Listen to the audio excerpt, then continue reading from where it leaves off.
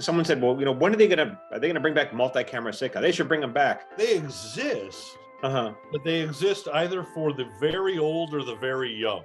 But there's been an entire generation that has been raised without them, right?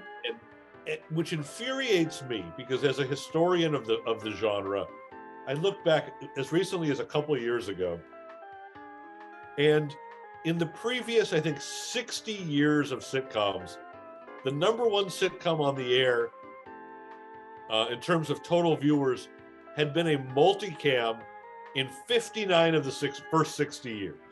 You're listening to Screenwriters Need to Hear This with Michael Jamin.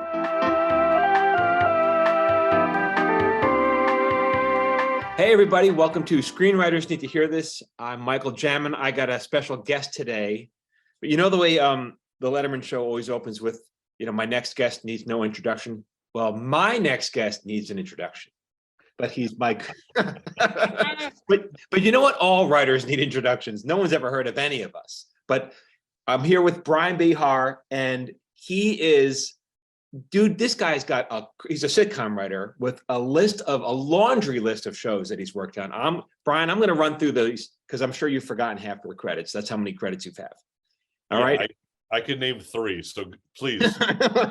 We started his career with the illustrious Teen Angel, and then we slowly move up to Working. I remember that show. I'd forgotten you were on Work. I started with Ned and Stacy, but that may not have appeared on your laundry list. My researchers, who basically just download IMDb, did not tell me that. But we're going to go on the IMDb order. Okay, that's accurate. Then DAG. Remember that show with Andy and Eileen? Baby Bob. You remember that show? Baby Bob. The biggest hit I've ever been on. Then AUSA. And I still quit because, as I told the showrunner, my self-esteem can't handle running into anyone I went to high school with and telling them I'm on Baby Bob. Sorry, Saltzman. Sorry. Then AUSA, and then Andy Richter Controls the Universe. Guys, hang on. This guy's got so many credits. Then I'm With Her, although we're not sure if it's I'm With Her or I'm With Her. Brent Musburger said I'm with her, so it was I'm with her. I'm with her. I'm coughing. Then 8 Simple Rules. How many of the rules did you ever get to before they canceled the show, by the way? We were on the 4th rule. 4th rule. I was on, by the way, Rules of Engagement. So, and I've done 3 shows with Working in the title. Then the New Adventures of Old Christine. The old conventions of New Christine would have been better, but apparently that's okay. Then the Jake Effect. Yes. Big Shots. I don't even know what that is, to be honest. Oh, that was a highly touted 1 hour. Oh, so you can talk about some drama experience. I can talk about anything. Then it doesn't mean what you're talking about, but you can talk about anything. Yeah, no, you're not going to be able to stop me. Then Big Shots. Then True Jackson VP, which was on Nickelodeon. 1 episode. I wrote a story. Let's not get carried away. All right, let's not give you too much credit. Then Wilfred, which we worked on together. Yes. Talking Dog Show. Oh, where's our other Talking Dog Show? That should have been Get in there, Glenn Martin D.D.S. No one knows what that is, but that's when we first worked together. But if you love Canadian cable claymation shows, you might like Glenn Martin D.D.S. You might like it. Last Man Standing. If you like animation with a laugh track that isn't Jabberjaw 1974, you're going to love Glenn Martin. You're going to love. That's how they promoted it. Then Last Man Standing, which you were not one of the last men standing on that show. No, I was the first to go, but well, Jack was the first to go. That's true. That's creator true. of the show was the first to go. Yeah, and then he came back, and then he went again, and then he came back. So yes, I didn't realize he came back. Sorry. Then Save Me. I don't know what that is. Do you know what that is? Give me a moment. Was that just a letter that you wrote to your agent? I did write that letter from the writer's room of Save Me. That was a show about Anne Heche thinks she can speak to God, and that was the least crazy part of the show. Oh, I did not know that. We'll talk about that. Yes, please. Then we'll talk about Kirsty, which we worked again on. You guys brought me and my partner in on to do a freelance of that. And I had the great Jay Kogan on the show a couple weeks ago. Oh my goodness! Well, you've got to everyone before me. Oh, yeah. This is bottom of the barrel week. I know, as I saw the list, I was like, really? But go ahead. I also have here Jennifer Falls. And does not get back up. Yes, yes, I've heard them all. Ratings falls. Then Ned and Stacy we have on here. I don't know why it's out of order here, but yes, that was 1997. Ned and Stacy. And then finally, you were the showrunner of Fuller House, the Full House remake. That is correct. What? Now wait, you is what's this that? the first time you're hearing this? I had no idea. You're fond to say that I think you've worked on 26 shows. Is that what it is? 21 shows in 26 seasons. 21 shows. And think about it. So this is a career, guys. This is the hard way to do it. It is the hard way. Apply for a new job twice a year. Yeah. And it's actually, I mean, to be honest, it was it was more doable then than it is now. I mean, now it's really hard to do that. I have no idea what people do now. Yeah. Which makes me a sort of a sham as a teacher of sitcoms, as I'm trying to encourage and promote people to take the risk and jump in. But I have no idea what a career trajectory looks like today. It was very understandable when we broke in. Yeah. Like there was a clearer path, and you're like, oh, I can go from show to show, and there's enough sitcoms, and there's, I can just, if I lose one job, I'll just walk to the next bungalow on CBS Radford and knock on the door and hope somebody else lets us in. But that's what I say. I say, maybe, I wonder if you agree. I say that I think it's easier to break in now, but it's harder to sustain a career. What do you think? Well, I'm certainly not going to disagree with you on your own show. I mean, please, if you do, I just edit it out. You have your burgeoning media empire here, and I'm just lucky to be part of it. God, how many TikTok does? Okay, I think you're right, and by that, I don't know if it's harder to sustain a career. I see a lot more people not entirely willing to commit to putting a career together. What does that mean? Which, I mean, there's been such on social media and in the press, there's such a sort of hype surrounding the concept of like the celebrity showrunner, that and sort of with the advent of streaming services, that there's this idea that anyone can get a show on the air at any time and immediately jump from like an unemployable aspiring writer to a showrunner without doing any of the work in between. Like, I know, I hate to sound old fashioned, but you and I, we definitely put in the time working up the rung, working up the ladder. So when we finally got that call to run a show, we had the skill set, presumably, we had been learning, we've been acquiring a certain set of skills.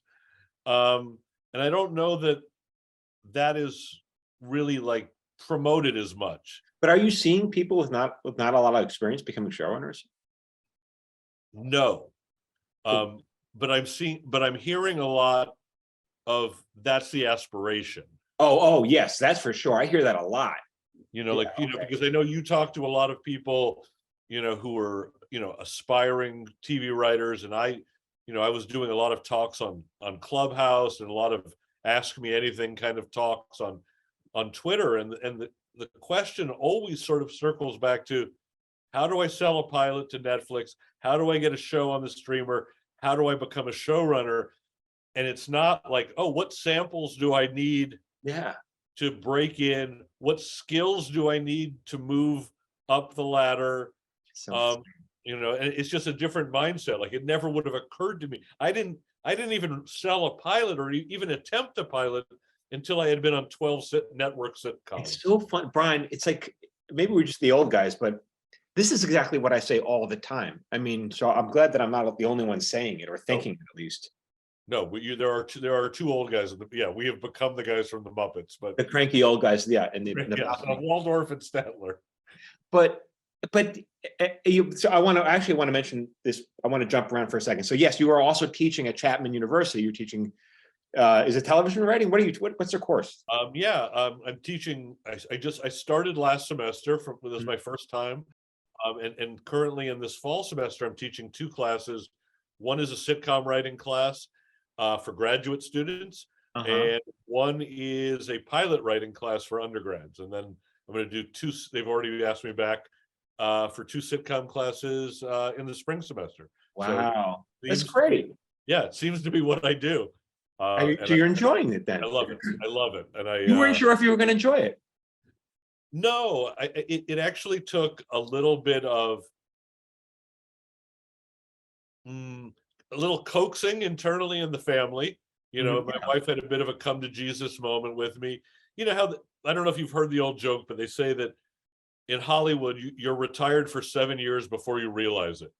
Well, I had been retired for 3 years, and my wife was certainly well aware, and I was starting to get it.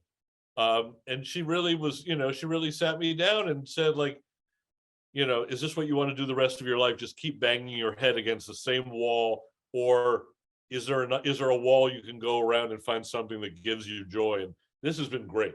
What exactly do you like about it? Well, I like not being on a TV show, which apparently Hollywood and myself have the same like. You have the same goal for you. They both, my agent, manager, Hollywood producers, and teaching all see it the same way. No, I love. I mean, it's something so special to be around people who just are filled with nothing but hope and nothing but confidence. And it's really. I mean, if I have to spend my days around people who are positive and still have a love for the art and a love for the craft and would give anything to be in television or be by myself or be around a lot of bitter people complaining about why they're not in, I'll take the 4 hours of driving down to Orange County anytime. It's been great, and I had no idea if I would like it. Well, hold on. First of all, it's not really a 4-hour drive. It's 2 hours each way. Right. Okay. So yes, for clarity's sake, it's not a 4-hour drive each way, but it is. And I'm sure what surprises you, because it does surprise me, is how much you actually know about how to do this, right? Well, that's the other fun part. Sorry. I mean, and I don't mean it in like a smug, self-satisfactory kind of way that, like, wow, I'm smart, I've learned things. But when you're actually seeing it through the perspective of new writers and and new students, and you're imparting knowledge on them, and like you said, it's not even knowledge that you're aware you have. Right. It's like we've almost picked it up by osmosis. But I mean, me, and I think you're really kind of the same way, where we were both students of television, students of the TV history, students of the craft, more than a lot of people who we did it alongside. I mean, so I think it makes sense that the two of us have found versions of offering guidance and coaching and trying to impart expertise. But it is really satisfying and gratifying to realize, like, wow, I actually did learn something. I actually have a certain level of skill, and all those years were not for naught. Yeah. I'm spelling "not" differently in those two cases, but K-N-O-T. not for nothing. Yes. Like, I mean, I know you're from the tri-state area. I should have said it more colloquial. But and so good. So you're enjoying that, and the class sizes are kind of small, or what? Yeah, I had 7 last semester. My grad student is 9, and then 15. I got 15 in my pilot class. But it's way tougher than I expected. Like they turn in, like pages of a script or an outline the day before we go into class, and I'm so, like, of the neurotic sense of I need to give them their money's worth. They're paying a lot for that. So I write up about 3 pages of notes per student per class. Wow. So like in my pilot class, I'm writing up 45 pages of notes between the hours of 2 and 8 on a Thursday night, just to make sure I have something to give them. A lot of work, dude. On Friday. And it's like, wow, I used to do half the amount of work for a lot more money, but I don't know that I would do that again. And Really? Again, no one's asking. No, not. Let me be clear. And that's okay. I really have made my peace, which is threatening to people. I had lunch with a writer we both know the last week, and he's like, you want back in? I was like, no, I really don't. He's like, you can't be at peace. I'm like, no, I'm at peace. He goes, what if I offered you? Go on. Yeah, and I was like, he goes, what if I offered you a job on a pilot? I was like, okay, well, first you'd have to get it on the air, and you're not going to offer it. I said, but yeah, sure. Let's say you offered me a job. I'm not going to like turn it down out of hand, but I don't think it's going to happen. He goes, yeah, probably not. He goes, your old partner's wife works at the network. She'd never let me hire you anyway. I'm like, then why are we having this discussion? You better pay for lunch. Can you say who it was? This was Marco from. Marco, really? Marco from, from Kirsty. Yes, Marco from Hello, Marco from Kirsty. Hello, Marco from Kirsty. one of my dear friends. But I think for a lot of people that this, and I'm not singling him out. That being a writer on television becomes one's identity, and it was for me for a long, long time.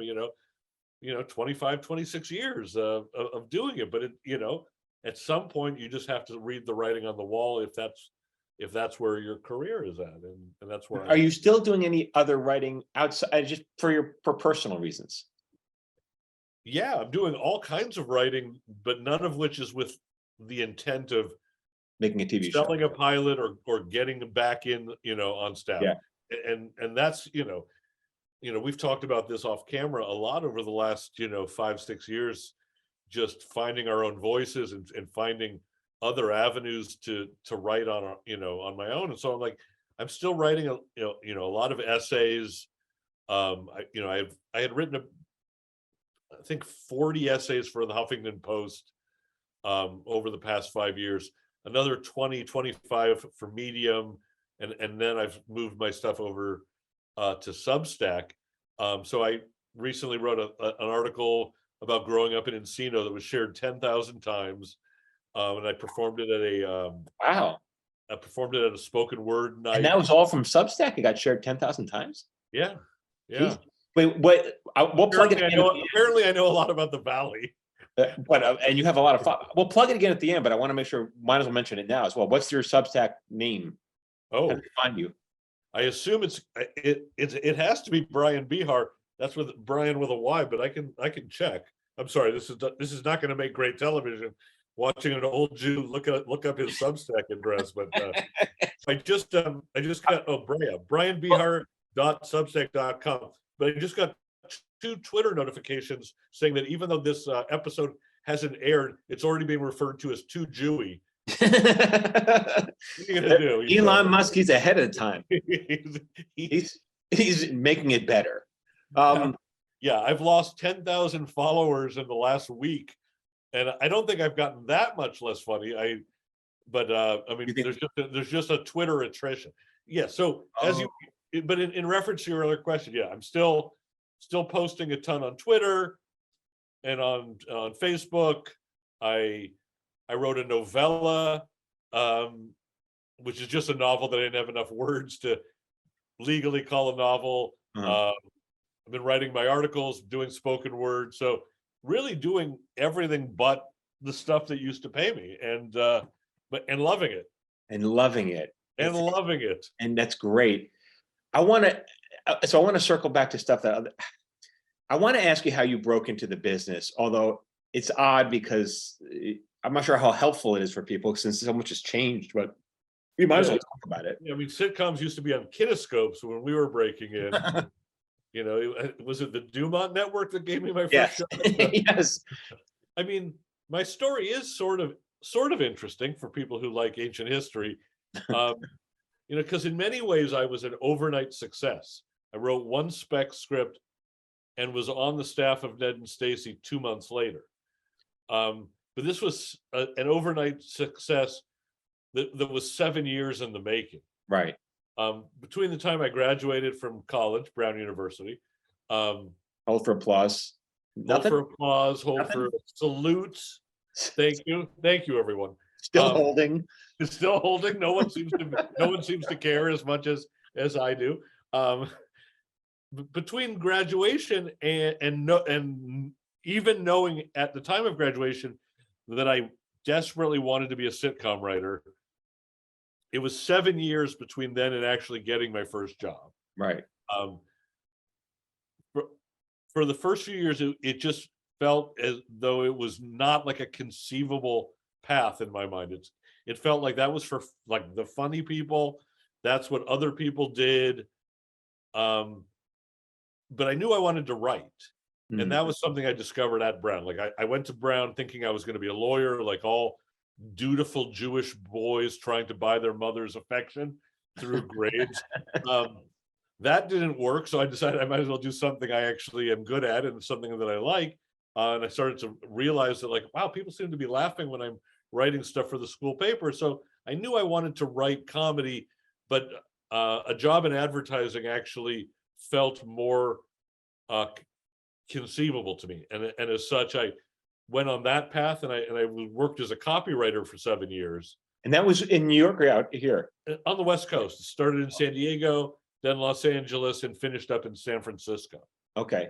And I was pretty good at it, and I was starting to actually get like a decent amount of success and traction, but all the while I could not shake the feeling that I really want to write TV. I really want to be a comedy writer.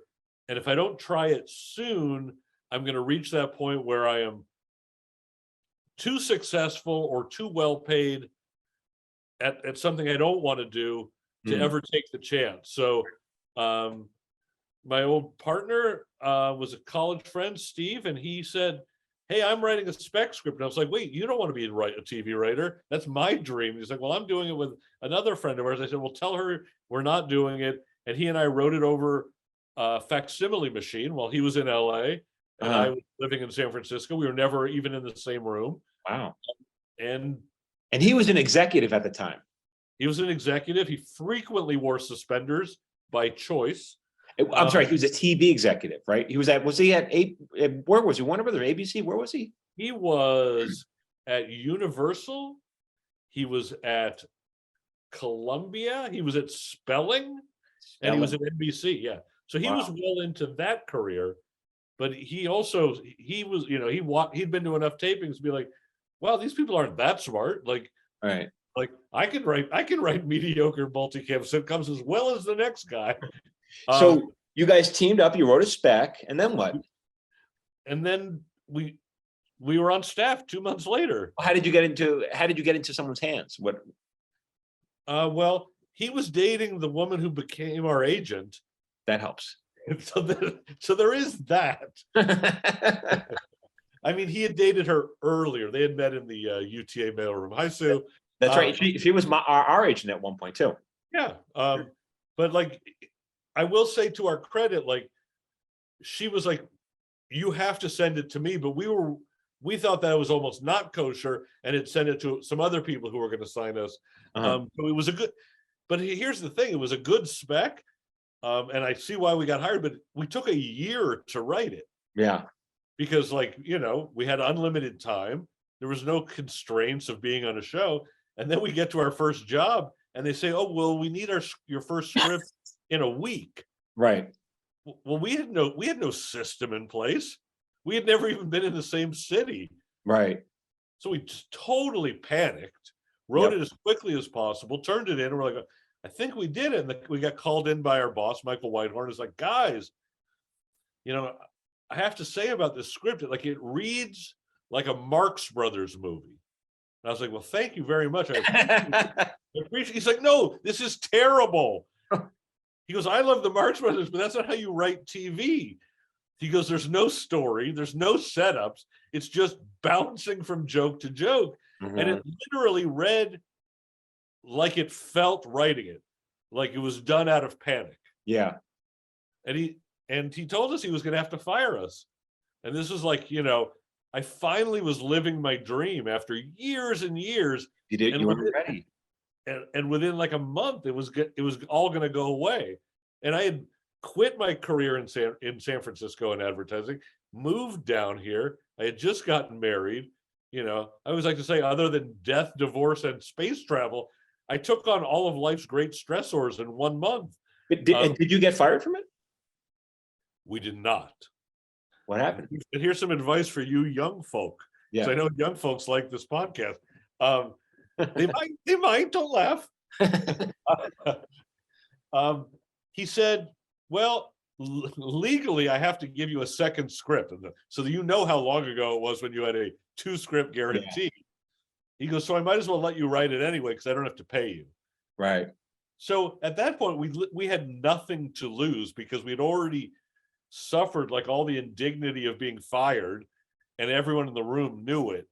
So we kind of just slowed down and like pieced it together a lot more carefully and a lot more artfully. We still had a ton of jokes, but it wasn't in this like frantic style. And he to his credit, he said, this is so much better. I'm taking it back. I'm going to let you keep your job. And we ended up staying there for 24 episodes, and we wrote 4 of them. Mm-hmm. And we were, sort of off to the races. But so much attention is given to getting that first job, and so little attention is given to how do you keep it? Yep. How do you get the second one? How do you go from jobs 2 to jobs 3 and 4? And that's the stuff that I'm trying to help people with, both online and in my class, which is anyone can kind of break in with and I've heard you talk on your TikToks about one-hit wonders. Like, that's not what people should be aspiring to. They shouldn't be aspiring to, well, I sold this one movie, or I sold this one pilot. But how do you get on a show? How do you stay in the boss's good graces? Mm-hmm. How do you make friends on a staff as a staff writer, without being the annoying staff writer who feels compelled to fill the air with your voice, mm-hmm. because you think that everyone's judging you and keeping score? And these are, again, these are all super valuable, but are, lessons that are kind of lost arts in my mind. I totally agree. It's also, when the first script that I wrote, this is even without Seaver, before I met my partner, it was a good script. It got me signed by Broder Kroll and Webb Offner, but I thought I would never write. It wasn't my first script. It was the first script. Like I said, was good, but yeah. I thought I would never do it. How could I do it again? I got lucky. I didn't know what a story was. I just got lucky, Yeah, I 100% felt that, and felt that for a long time. I mean, when I was writing like samples, and again, I sort of jumped ahead and didn't mention that I was trying to write samples for all 7 of those years. Yeah. And I tried it with 3 or 4 different partners. I tried it on my own. Interesting. And my real issue was I couldn't finish. Like people always say, like, what's your biggest advice? I'm like, finish a script. Yeah. Because I would bellyache at coffee shop houses all over La Brea. Like, why am I not on staff? Oh, do you have a sample? Well, I've never finished one. But like, I couldn't, like, how did people not know about me? I won't stop talking about it. But like, I think I deep down, I felt that if I were to finish a script and I don't get hired, then like I no longer have a sustainable dream. Like, mm-hmm. As long as it was still out there, it was something that I could always like shoot for as a safety valve if I didn't like what I was doing in advertising or in life. But once you finish something, then it becomes tangible and people read it. But if you don't do that, there's no way for them to advance you. So yeah. I mean, it's so interesting you say about keeping the jobs. I definitely talk about that as well. It's like, how do you keep your job? And so I've seen so many, and you must have seen more than me, but young staff writers just flame out. It's a shame because you get this job, but you're not ready for it, and then you're done. Yes. I've seen so many people get the first job and never get the second job. Yeah. If you get the second job, there's a pretty good chance that you're in. Uh-huh. Now, again, that was in the mid-90s when NBC alone had 18 sitcoms on its fall schedule. Yeah. I don't mean 18 sitcoms on all the networks. I mean just on one of the networks. And it's not like the others, were only doing, biopics. This was an era where there was a clear path forward where you could rise through the ranks, you could go from show to show, you could take good credits and get a better job on another show. Mhm. I mean, we used to always before we knew you guys, we used to resent the hell out of you. We're like, because we'd been on like 10 shows while you guys were on Just Shoot Me and King of the Hill. Yeah. Yeah. And it's like, wow, that is an entirely other way of doing it, which is we would look at you and like, so you're telling me you can get on a really good show, stay there do a good job, stay there for a long time, then get on a better show, Yeah. and do that for a long time. And that was, And a lot of that is luck. Like, we got on a good show and it went 4 seasons, and you got on a show that didn't get, 4 Mhm. seasons, and then you have just, and so, yeah, a lot of that is, that's just luck, really, A lot of it is, yes. I mean, and yet, like now I've had some opportunities to sort of reflect back on my career, and there are situations like Old Christine, for example, which ran for 6 years, but we just ran for the first 13 episodes. Right. If I knew better how to play the game, or not to take defeat so much to heart, and a lot of that had to do with like sort of grappling with depression and a lot of things. Mhm. But like, if I knew then what I know now, I think there might have been a few opportunities along the way where I could have kept a job for longer, but nothing I can do about that now. Not that it really makes a difference, but do you see any change between the way young staff writers were today, like when you were doing one of your last few shows, and they were when you were first starting off? Do you see a change in their attitudes or their readiness or anything? No. I'm trying to think, because I was very fortunate on Fuller House that I was able to promote a ton of younger writers from within the system, and was able to give them their first staff writing jobs. Right. And like that was a little different than how I had done it, which was, in my case, and I think maybe in your case, but I don't want to speak for you. Like certainly in our case, it was you write samples and you break in as a staff writer. And I see more and more that the only way in for a lot of people is to take other jobs on a show in the production, working as a PA and then working up to a writing assistant, or start as a writing assistant, then becoming the writing supervisor, or like that sort of path of promotion from within seems to be a lot more common. I know Yeah. that didn't answer your question specifically about the writers themselves. No, they seem just like young writers Mhm. who were appreciative of the shot. It seems like they've all been maybe out in the cold a lot longer than we were Yeah. before they get their first break. And I think there's less certainty about what comes after because there just aren't as many sitcoms in general and multicams in specific. I did a post about this just a couple of days ago because someone said, well, when are they going to bring back multi-camera sitcom? They should bring them back. And I was like, at some point, maybe in 10 or 15 years, it might almost be impossible because It might be impossible now. Well, why do you they, think so? They exist, but they exist either for the very old or the very young. Mm-hmm. And there's been an entire, and I'm sorry, I didn't mean to interrupt you, but there's been an entire generation that has been raised without them.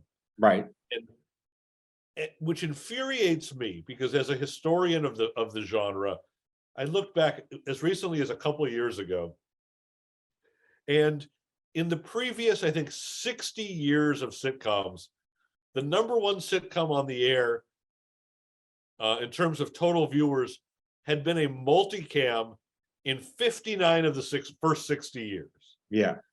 And this even includes like, what you might call like the heyday of the single camera era. And yes, there have been a few hits that have become sizable monsters like Modern Family and The Office, but The Office even more so once it became syndicated or once it went to Netflix. But even during those shows having their heydays, the top rated sitcoms were still Two and a Half Men and Big Bang Theory. I mean, I am someone who strongly believes that the multicam has always been more popular than the single cam, and maybe we've spoken about this before, but executives didn't think it was as cool to talk about it at their, West Side cocktail parties, and nobody wanted to be the one who developed, a big embarrassing show with a laugh track, so they would just keep plowing ahead. But they always say they're looking for it because it costs less money. They always say it, but they never buy them. And in fact, many times Steve and I would sell a pilot to someone as a single cam, knowing that that's the only thing that those networks were putting on that year. And they say, no, we're really looking for multicams. They would change our pilot to a multicam and then pick it up and say, well, there's nowhere on the schedule where we can place a multicam. And you're like, wait a second, you made me do it. Yeah. But why do you think not to say it would have gotten on anyway, so. But why do you think they couldn't make it today? Do you think it's just a scheduling thing? Because I had a different feeling about it. I think it's a scheduling thing on the one hand. And I've read some articles recently about the difficulty in scheduling multicams alongside single cams. There was an article just like this week, in fact. But beyond that, I think it is almost just like, why isn't there rock and roll on top 40 radio? Because there hasn't been in 15 years. So there's nobody alive in that age demo who would listen to it. You think it's a viewership thing? Because that's not what I think. I think the problem is I think when we jumped on a set, when we first were on sitcoms, like especially in multicam, there's so much to learn about how to produce a multi-camera show that we weren't even thinking of like running one in 10, 15. Like it was like, I don't know how to do this. Even when I'm working on it, I'm like, you couldn't put me in charge of this. And then, but you come out of a school. So like we were on Just Shoot Me, and that came out of Levitan was on Frasier. So we kind of grew out of the Frasier school, which grew out of the Cheers school. So there's like this column of like writers before you that you learn from. Yeah, it's like coming out of like the Bill Belichick coaches tree. Yeah, it's right. Very similar. If you're a co-executive producer on a Levitan show, then you can be the executive producer when you get a deal on your next show. Like very common to football. Hey, it's Michael Jamin. If you like my videos and you want me to email them to you for free, join my watch list. Every Friday, I send out my top 3 videos. These are for writers, actors, creative types. You can unsubscribe whenever you want. I'm not going to spam you, and it's absolutely free. Just go to michaeljamin.com/watchlist.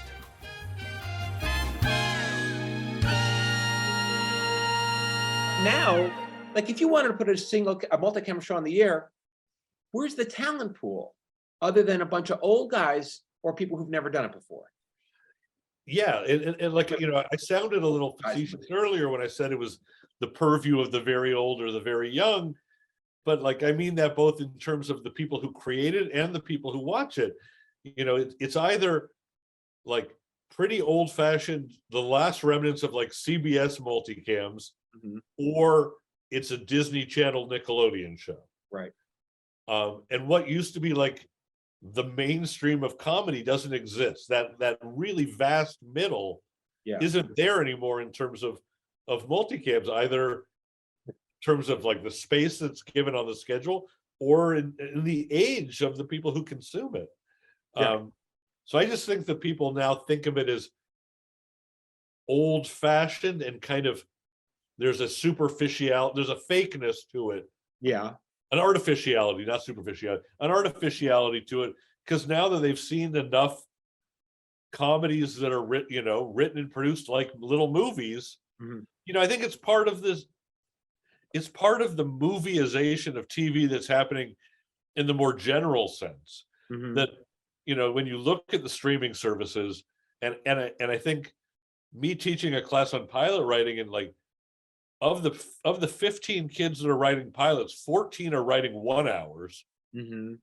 One is writing a single cam, but of the 1 hours, most are done in genres of, it's superheroes, it's science fiction, it's space, and it's zombies, Yeah. like all of which wouldn't have been on television when we were breaking in. It Yeah. was multicam comedies and procedural dramas.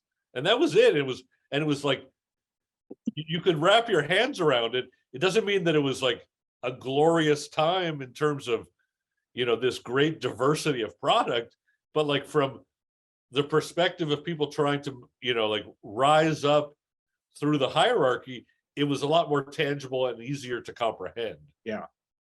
I was even thinking of shows like even like shows where like Give Me a Break or Small Wonder. Like those shows were also very comfortable, Yes. or that is- Punky Brewster. Like they were comfortable shows.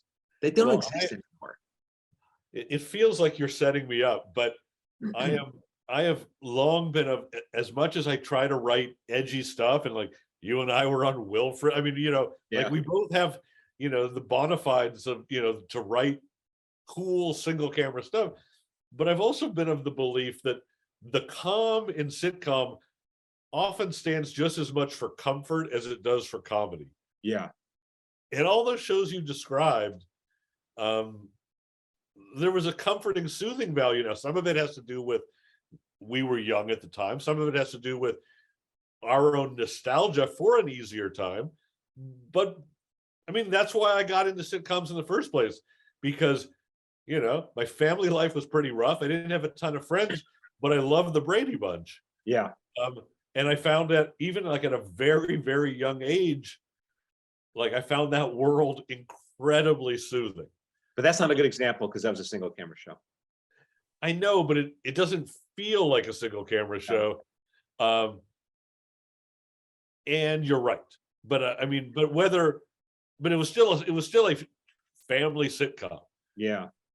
And like, for instance, like when we were first offered the chance to write on Fuller House, not to run it, but just, to be a co-executive producer in the first season, I had no interest. Mhm. I was like, I never saw Full House. But two things sort of changed my mind. One was my daughter, who was like maybe like 13, 14 at the time, and she's like, you're going to take this meeting and you're not going to fuck it up. It's like, this is going to be huge, because she knew the power of the original Full House as a kid who sort of grew up on the reruns, and like whenever she was homesick from school, we would tape her 5 episodes of the Brady Bunch and 5 episodes of Full House. It seemed easier than actually parenting or offering her medicine. But that's neither hither nor thither. But the other thing was realizing, like, okay, I don't know Full House, but I sure know the Brady Bunch. And that Full House served the exact same function for kids who were 10 years younger than me as the Brady Bunch did in my life. And I'm like, oh, I know what that felt like.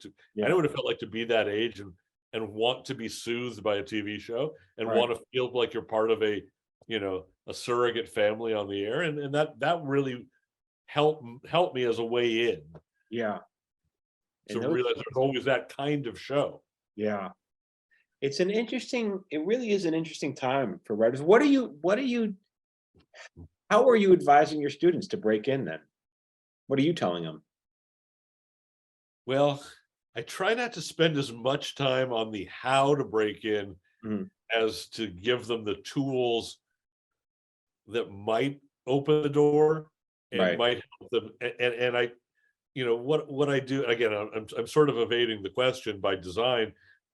Like, for instance, I run my classes as if they were a writer's room. I push all the tables together.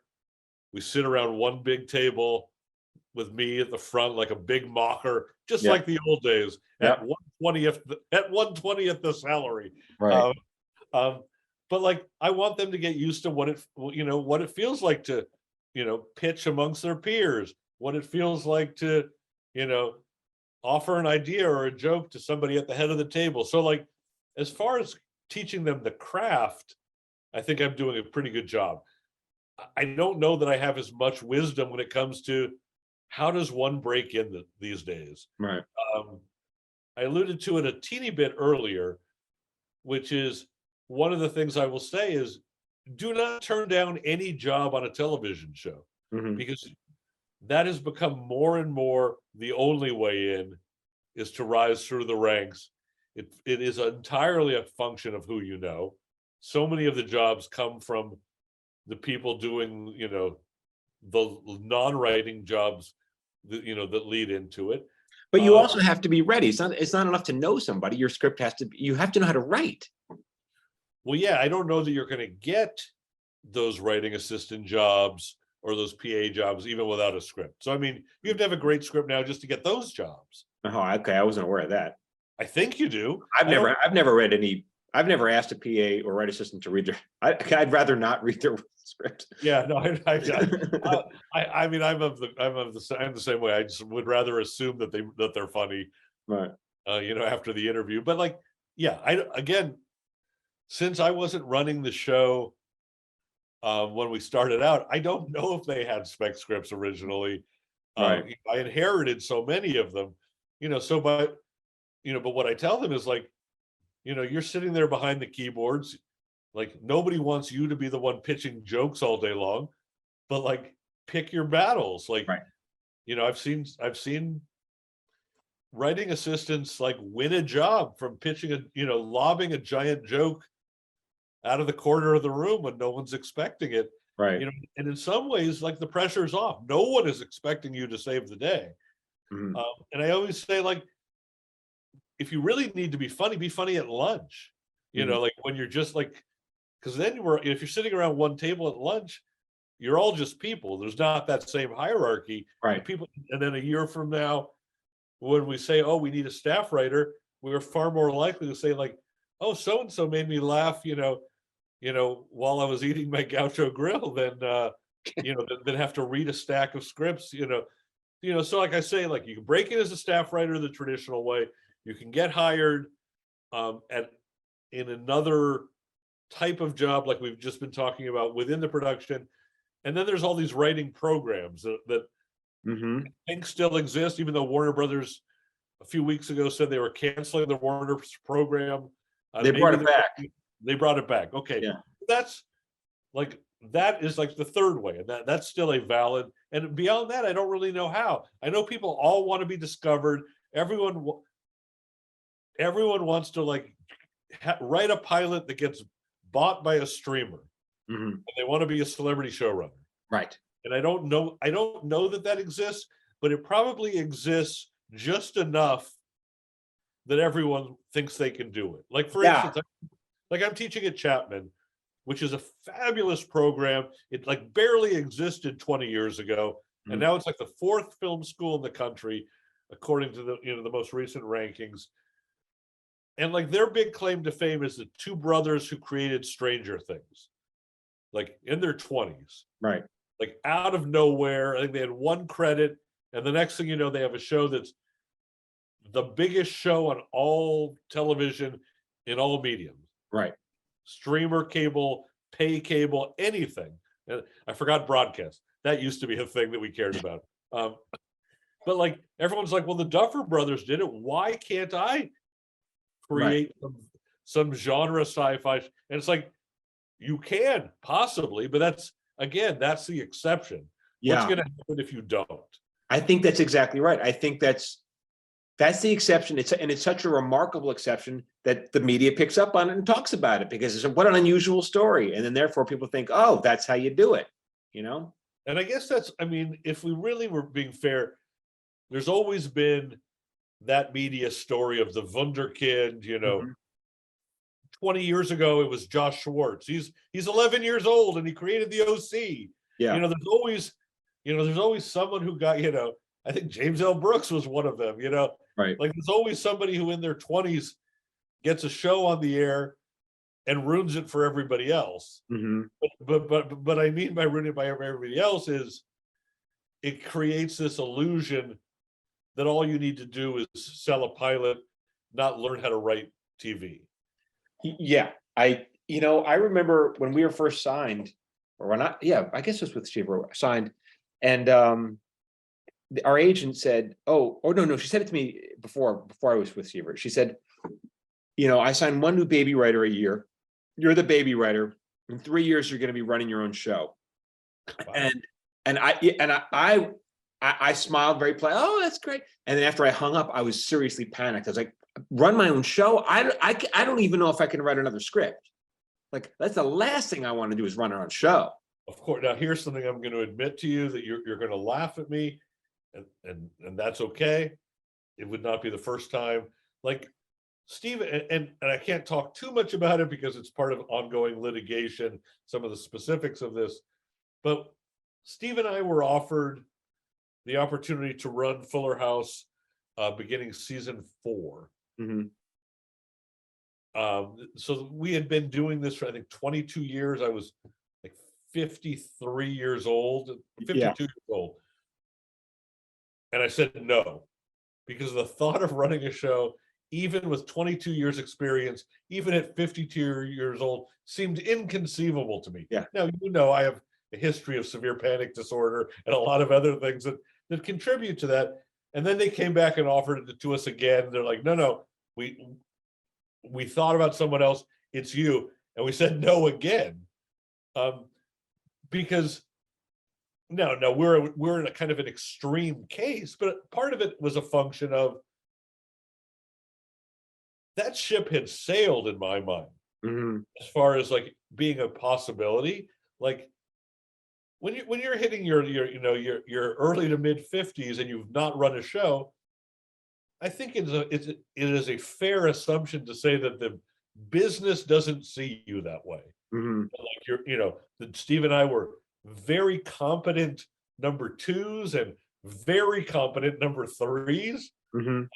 But the thought of actually like taking on the big chair still seemed like something that like engendered panic. Yeah. And then you know what? We did it, and I loved it. And I loved doing it. I was eager to do it again. We did 31 episodes under our helm, and like started to take on responsibilities and facets that I'd never ever even thought about. Right. It was great. So even though I never got to do it another time yet, I'm thrilled that I was able to get past that fear, because it really was like the sort of the last fear that was out there for me. But the thing is, when people say, I want to run my own show, and I said, you don't even know what a showrunner does. Like, why would you, like, why are you signing up for a job you don't even know what the job entails? Well, because they've seen Matt Weiner give an interview at the end of Mad Men, or Vince Gilligan at the end of Breaking Bad, and they know that, like, they know what their salaries are, and they know their celebrities. Yeah. And they get good, they get good tables at Mr. Chow. I mean, I don't know, but like, I didn't know there was no such thing as a celebrity showrunner when we were breaking in. Like, there were successful people, like I was very aware who created Seinfeld and Friends and who created Cheers and what the back ends were. Right. But that thing where, and it really is kind of a function of premium TV, like sort of the post-Sopranos 1 hour world, the Mad Men, the Sopranos, Breaking Bads, The Shield, The Wire, Deadwood, like those have really kind of deified the 1 hour showrunner as like pop culture celebrities. Yeah. And they've sort of become the new film directors. Yeah. Right. So everybody wants that. Right. And again, like if you see the Duffer Brothers do it, at 28 years old or however young they were, people rightly do ask, why not us? Mm-hmm. But again, like I had been doing TV for 22 or 23 years before I took over that show, and still had no conception of what running a show entailed. Yeah. In terms of just the sheer enormity of the pressure, of the responsibility. And that was with 2 of us, and that was with 2 of us dividing the task. I have no idea how someone does that on their own. Yeah. Because even with 2 people, it felt like like a Herculean superhuman effort, Yep. you Yep. know. And I'm sure you found the same thing. Like, there's so many different. You're making a decision all day long, every day, at a furious pace, Yep. and yet there's nothing like it. Like it was, you know, and I don't mean like just from like the standpoint of like I felt powerful, but like there were like having such a sense of purpose every day was fantastic. Uh-huh. You know, overcoming fears and like developing like a skill set like that I didn't even know I needed to possess. Like that was interesting.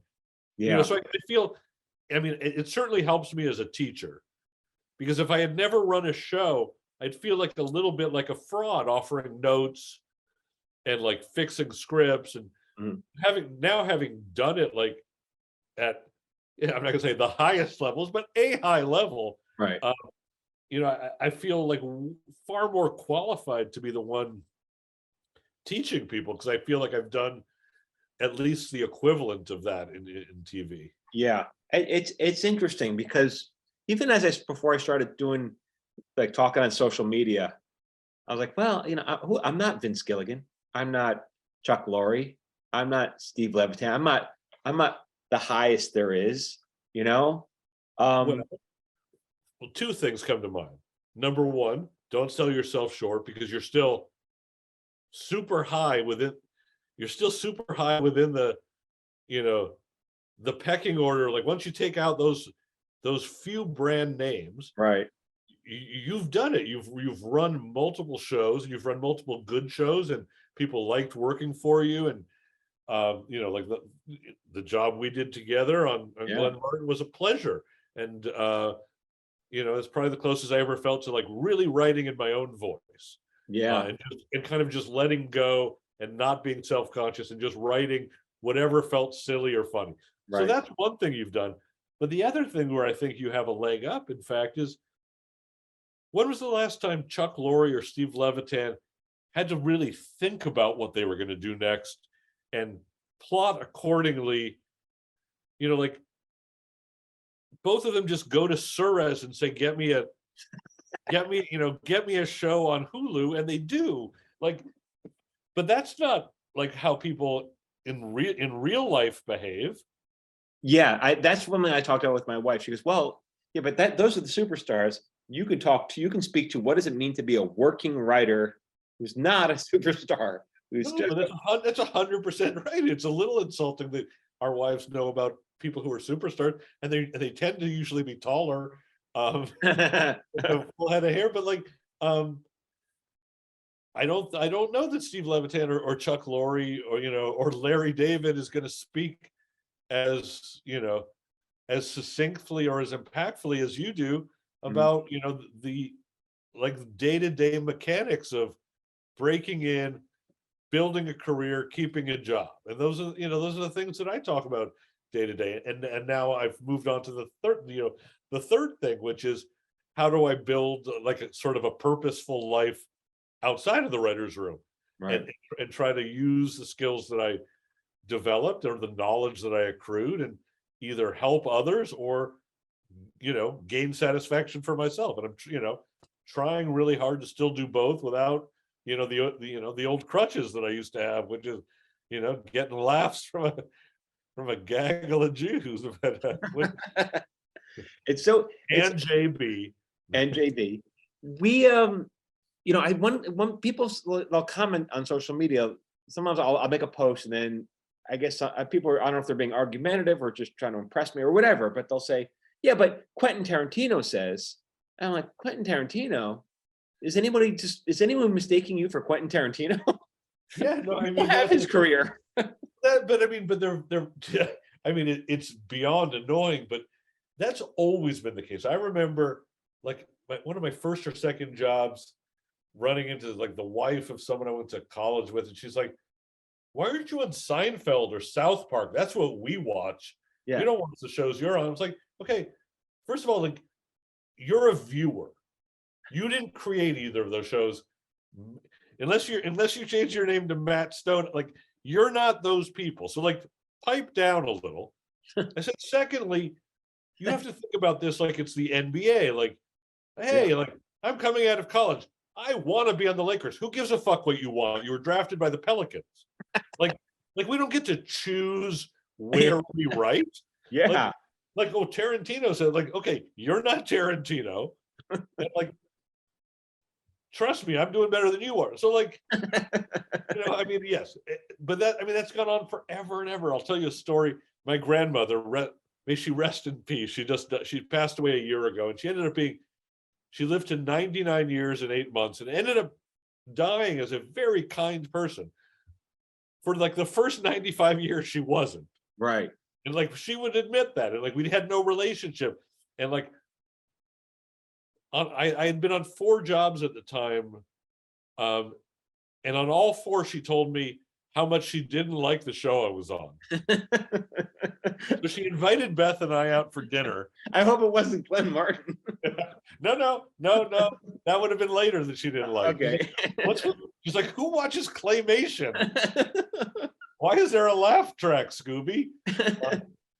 But she invites Beth and I out to dinner with her and her boyfriend. And she's like, oh, that show, that Ned and Stacy, I hated that show. And I'm like, oh, well, I'm on a different show now. Oh, I don't like that show either. Okay. And I literally said, Grandma, like, I'm happy to tell you that right before I came to dinner today, I'm coming directly from a meeting. I had just had a meeting on Frasier. Uh-huh. Now, Frasier at the time had just won the Emmy for Best Comedy 5 years in a row. Right. Anything's going to impress her. And she goes, I hate that show. It's a dumb show. So I say to myself, okay. And I turn to Beth, like she could see that I'm seething. And Beth and I are huddling, and I'm like, the woman doesn't know anything about television. She's an older Jewish woman from a different era. She's not going to like anything you do. She knows nothing about television. I was like, you're right. Why would I get myself upset? She knows nothing. And then she says, why don't you write something like David Kelly? Mm-hmm. And then the boyfriend says, it's David E. Kelly. And then I realized, no, she knew a tremendous amount about television. Like she knew chapter and verse, everything that he had written from Ally McBeal to Picket Fences. She just didn't like what I was doing. Right. But, I don't remember how we got to this, but annoying people telling us our credits aren't good enough. Right. It's like, yeah, like I remember when people were on Raymond for the, all 9 years, and I'd be like, these lucky saps, like they haven't had to go through anything that we've gone through. Mm-hmm. They got one job. They had to go to a few movie nights on a Sunday with Phil Rosenthal, never eat dinner there. Yeah. And they get 9 years of fat paychecks. And that's just that wasn't our experience, but our experience certainly prepared us for more kinds of experiences. And it certainly behooved me, I believe, when it was time to run a show, I definitely had far more of an awareness of what I wanted a room to feel like, what I wanted it not to feel like specifically, based on having had so many different kinds of experiences. And that's like point 2 that I always tell the kids, which is try not to extrapolate from any one experience, because it's just one experience. Right. Like when I was on Ned and Stacy and he didn't like our script and all the writers were bullies in the room, and like Charlie Kaufman was over in the corner, like rocking back and forth because they were so mean to him. And he'd already written Being John Malkovich. And I'm like, so they're really not going to be nice to us. He had already written John Malkovich at that point? Already written John Malkovich. So he was like leaving the room to get calls like, Michael Stipe is on the line for you. Like, wow. Spike Jones is on the line. And they were still being mean to him because he was shy and he was reserved. And it was, it was the late 90s multicam room where if you're not a total misogynistic, chauvinistic prick, you don't get to move up or be heard. Right. Or that's how it felt on that show. But then I was like, okay, but then my next job wasn't like that. Right. So I always try to impress upon people that like the key is to have enough experiences such that no one experience becomes definitive in your mind, because every show is different. Right. Like Glenn Martin being the perfect example. I mean, but that was fun. We had fun, man. And you know, I don't tell you enough, but I should. You guys saved my life. You know, I don't want to make this a depressing podcast, but your listeners should know that Michael and his partner Sievert hired me less than 2 weeks after my father took his own life. I thought it was during, but okay, you remember better than I do.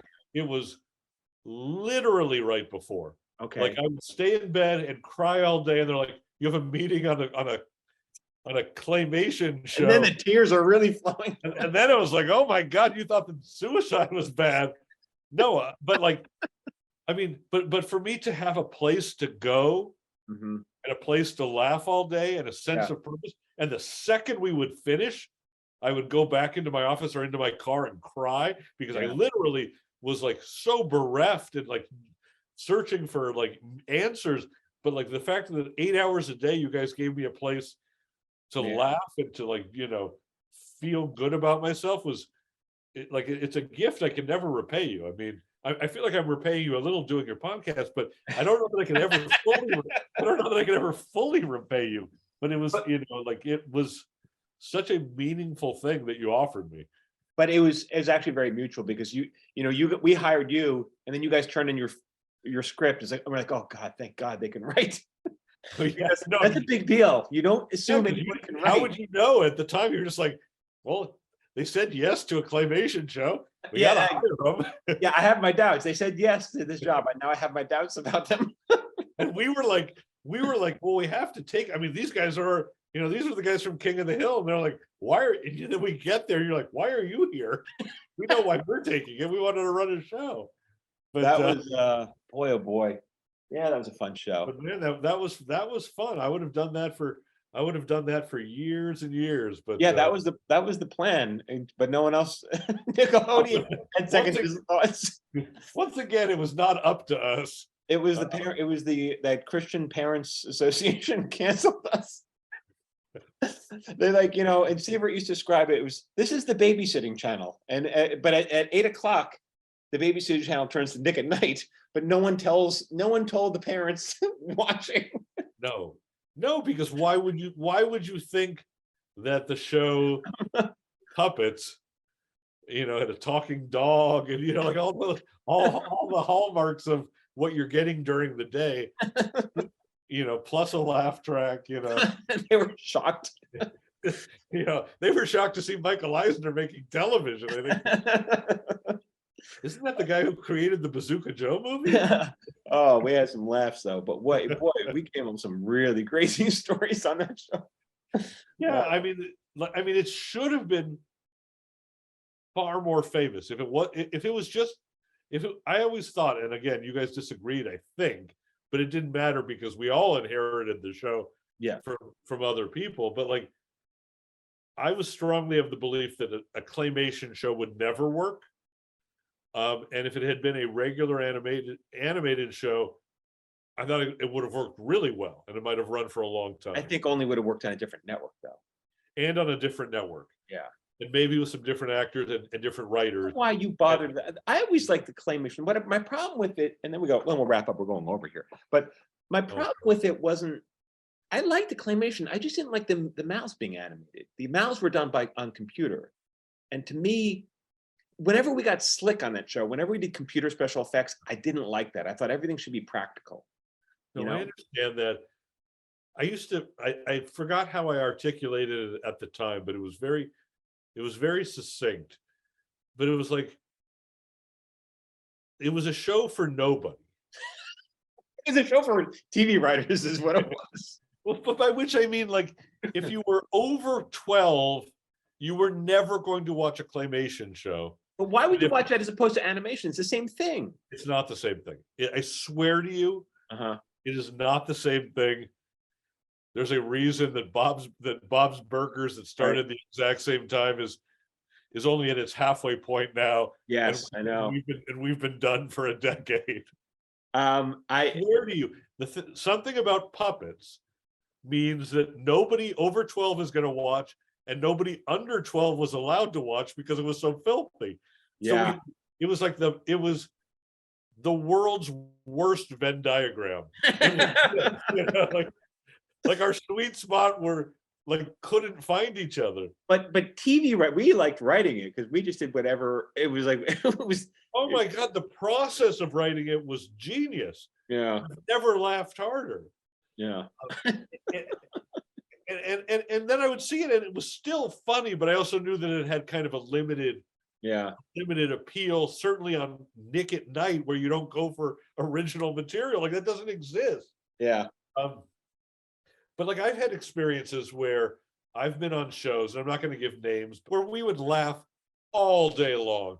Boy, Right. did we have fun in those rooms. Then you'd watch the show, you're like, what were we laughing about? So, it was okay. Those were rooms that were so fun and so funny.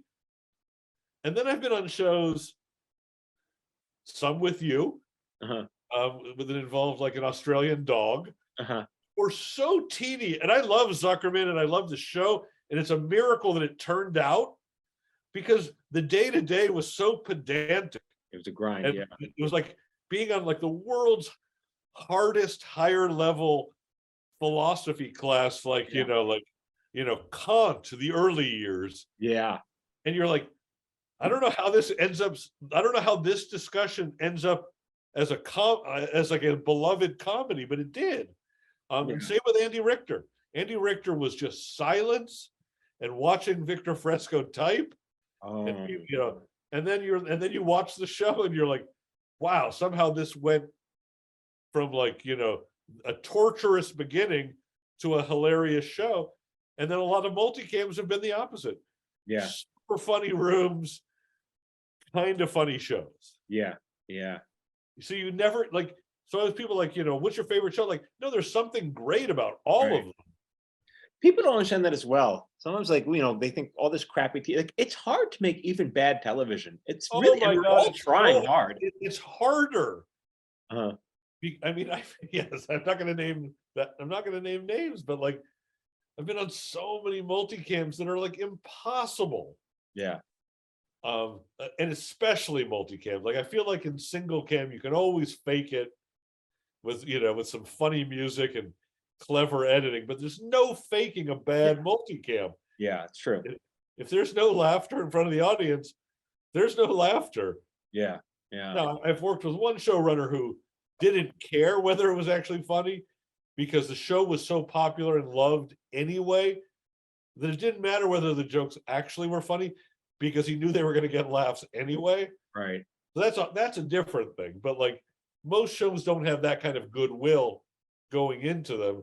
But a multicam that's not firing, and that you're having to like throw out every night after run through and essentially start again. Yeah, I don't think I could do that again. yeah. You have to be young for that. I'm going to take my zero savings and move on. I'm taking my chip off the table. My chip off the table. I still have still living off of a couple of Israeli war bonds with my bar mitzvah, and I'll be all right. But like, I mean, that's a hard life. That is a young person's life. Yeah, yeah. People don't realize the hours on a multi-camera can be really hard, really hard. And I also didn't really realize that a lot of I alluded to it earlier, the kind of chauvinism and frat culture, Mhm. that was really more, I mean, I know it also, you got it on Scrubs and you got it on a bunch of other shows I'm not going to name, like Scrubs. But like, but that really was kind of a function of multicam culture. Mhm. We haven't talked about Eric Weinberg, the celebrity rapist, yet, but we have not talked about it. That would be another episode, I it's a suppose. whole other. That's where you and I solve the mystery. But like, no, but that, like, there was an article about that, a really definitive article last week in the Hollywood Reporter, and what I found most interesting was not, I mean, the rapes were so abhorrent, and the sexual abuse he inflicted on people, even in writers' rooms, was so unbelievably despicable. But what was really fascinating was the stuff that like he just got away with, and they went show to show and talked about the things he did to women on each show in the writers' room, and what he got away with, because it was, hey, it's the early 2000s, and this is how a room has got to be, and that I don't miss. But you and I worked with him honestly for I think 2 weeks. It was not a long time on Wilfred, and I didn't see any of that. I really didn't say any of that. It was only 2 weeks, I think. And I don't think I was even there. I think I joined the staff. I only saw him one day when he came and turned in a script. He might have done it. Yeah, he may have done a free. He probably wasn't on staff. He probably just did a freelance. So it was literally 2 weeks, and he was there. But I had always heard stories, not about rape, obviously, and not about abuse, but just like jerky room behavior and like frat guy bro kind of bullying and like that kind. And like, again, it was not limited to him, but he was sort of indicative of what passed for like room life then. And I do think, and like, as much as people our age frequently will complain about like the new woke Hollywood and rooms are so this and sensitive now, like, no, they're so much better than they used to be because it's not based on this like abusive behavior. There's far greater representation within the rooms, within the stories you're telling, and what you're seeing on screen. I think that's only better. I think it's better, like, that all of our kids go to schools where, they talk about sensitivity and like being a good person versus what we grew up with, which is like, don't be so sensitive. Stop crying, Brian. Well, Brian, I can't thank you. This was a fun chat, man. Thank you so much for having me. I mean, it's always a pleasure to talk to you. It's always fun, but I want to find out, make sure people can follow you. What's your Twitter handle? Because I know you got a big Twitter following. It is for now. At least for now, I'm still over 200,000, which is not bad for just like a. But you were over 300,000 at one point. No, that was you on TikTok. But Mazel Tov. No, but I think I'm at 206,000, which for a guy who's just like, nobody follows me because I'm a celebrity. They just like, I literally have taken kind of a lunch pail approach, and I just tweet every day. So you can see me at Bryan Behar with BRYAN BEHAR. You haven't even made fun of me being Turkish. No, I have not. Or Sephardic. I don't know. Maybe that's the new you. Well, we'll translate this. I thought we were going to translate this into ancient Turkish and Ladino. No, I thought you were going to start out with, here we are live from downtown Ankara. So this was great. You crack me up. You make me feel funnier. I've been recommending your TikTok tutorials to all my students. A lot of them who I mentioned this to today had in fact seen them and have benefited from them. So that's nice. Yeah, keep doing what you're doing. I mean, you just took off and you really found a nice niche. And it's surprising. Yeah, I hope it sells your book, because that's We'll talk. Sure. I mean, you're doing great stuff. I'm sorry I didn't see your performance, but I will the next time. Oh, I'll give it a plug, but I want to make sure I get your plugs. Also, your Substack. What's the URL for that again? I think that's just my name as well. It's bryanbehar.substack.com. And you have so many. You can also find any of my back articles on HuffingtonPost.com or Medium.com by typing in the name I just gave you. Go follow Bryan, everyone. He's a real hoot. He's a hoot. And that's it. Remember to sign up. This is where I plug everything I do. Sign up for my free newsletter at michaeljamin.com/watchlist, where I give away tips taking over the world. Every Friday. I take over the world. And then, of course, if you want to see me tour with my show, if you're whatever city you're in, go to michaeljamin.com/upcoming. Tour? Oh, we're touring, Brian. We just got back from Boston. You're like REO Speedwagon. This is fantastic. Same haircut too. Why don't I get hired? I have all the current references. Yeah, all my references are fresh. Yeah, michaeljamin.com/upcoming, and that's it. You can go, you check up, follow me on Instagram and TikTok at Michael Jamin Writer, and Facebook, if you know what Facebook is, if anyone knows what that is. All right, everyone. Brian, thank you again so much for joining me, and don't go anywhere. We'll chat a little more. I'm going to start recording. Thanks. This has been an episode of Screenwriters Need to Hear This with Michael Jamin. If you'd like to support this podcast, Please consider subscribing, leaving a review, and sharing this podcast with someone who needs to hear today's subject. For free daily screenwriting tips, follow Michael on Instagram, Facebook, and TikTok at Michael Jamin Writer. You can follow me on Instagram, Facebook, and TikTok at Phil A. Hudson. This episode was produced by Phil Hudson and edited by Dallas Crane. Until next time, keep writing.